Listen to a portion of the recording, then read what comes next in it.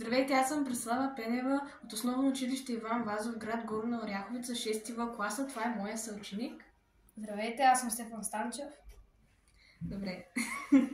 Стефчо, ти имаш ли късмет? Да, понякога, но понякога не. Добре, сега ще го тестваш с електромагнитна късмета.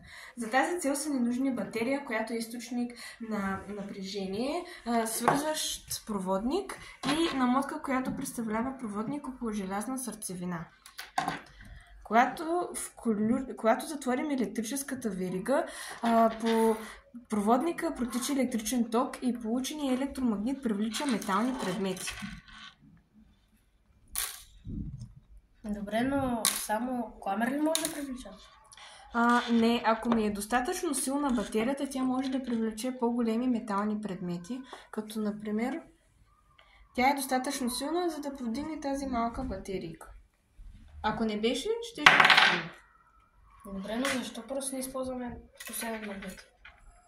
Предимството при електромагнита е, че той може да се изключва и да се включва когато ни потрябва. Той намира приложение при големите електромагнитни кранове, при магнитните скенери в болниците и електрическите звънци в училището. Сега още един път ще включа електромагнита и ще се падне един от тези късмети.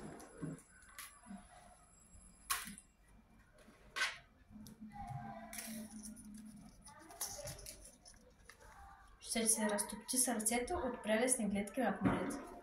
Много хубав късмет, да се случи. И това беше от нас.